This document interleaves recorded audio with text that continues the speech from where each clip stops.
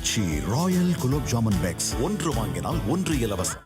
தவிக தலைவர் விஜய் அவருடைய ஸ்கிரிப்ட் ரைட்டரை மாற்ற வேண்டும் என்று தமிழக பாஜக முன்னாள் தலைவர் தமிழிசை சவுந்தரராஜன் வலியுறுத்தியுள்ளார்.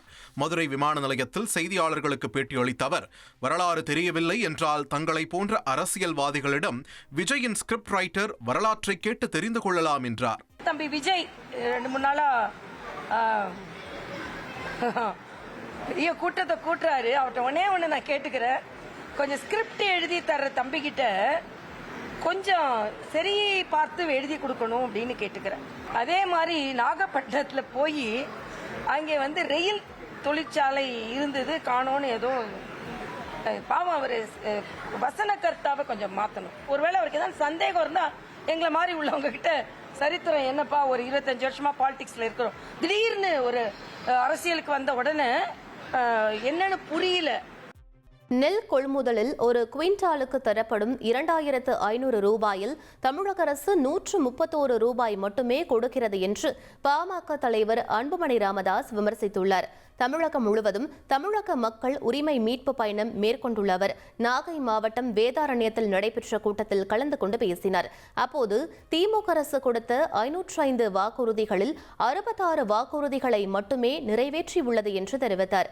நெல் கொள்முதலில் தமிழக அரசு 131 ரூபாய் மட்டுமே கொடுப்பதாகவும் அவர் கூறினார். மத்திய அரசு அதுல 2369 ரூபாய் ஒரு குவிண்டாலுக்கு அவங்க கொடுக்குறாங்க காசு.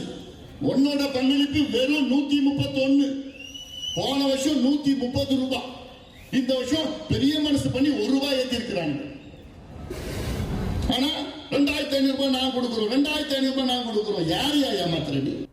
திருப்பதி ஏழுமலையான் கோவில் உண்டியலில் வெளிநாட்டு கரன்சிகள் திருட்டு விவகாரம் தொடர்பான வழக்கில் சிபிசிஐடி விசாரணைக்கு உத்தரவிடப்பட்டுள்ளது. திருப்பதியில் சுமார் 100 கோடி ரூபாய் மதிப்புள்ள வெளிநாட்டு கரன்சியை ஜிஆரின் பிரதிநிதியான கரூரைச் சேர்ந்த ரவிக்குமார் என்பவர் தனது மலக்குடலில் வைத்து சுமார் 20 ஆண்டுகளாக திருடியதாக எழுந்த புகார் அதிர்வலைகளை உண்டாக்கியது. இந்த வழக்கை லோக் அதாலத் நீதிமன்றம் விசாரித்த போது சுமார் 40 கோடி ரூபாய் மதிப்புள்ள சொத்துக்களை தேவஸ்தானத்திற்கு நன்கொடையாக கொடுத்ததைப் போல எழுதி வாங்கினார். மீதமிருந்த சுமார் 60 கோடி ரூபாய் சொத்துக்களை அப்போதைய அதிகாரிகள் பங்கு போட்டுக் கொண்டதாக பகீர் குற்றச்சாட்டு எழுந்தது. இது தொடர்பாக தேவஸ்தான அறங்காவலர் குழு உறுப்பினர் தொடர்ந்த வழக்கை விசாரித்த ஆந்திர உயர்நீதிமன்றம் லோக் அதாலத் வழங்கிய தீர்ப்பை ரத்து செய்து சிபிசிஐடி விசாரணைக்கு உத்தரவிட்டுள்ளது. வழக்கு தொடர்பான அனைத்து ஆவணங்களையும் தேவஸ்தான அறங்காவலர் குழு ஏதாவது தீர்மானம் நிறைவேற்றி இருந்தால் அதன் நகலையும் சமர்ப்பிக்குமாறு ஆந்திர உயர்நீதிமன்றம் உத்தரவிட்டது. ஆச்சி ராயல் குலோப் ஜாமுன் பேக்ஸ் ஒன்று வாங்கினால் ஒன்று இலவசம்.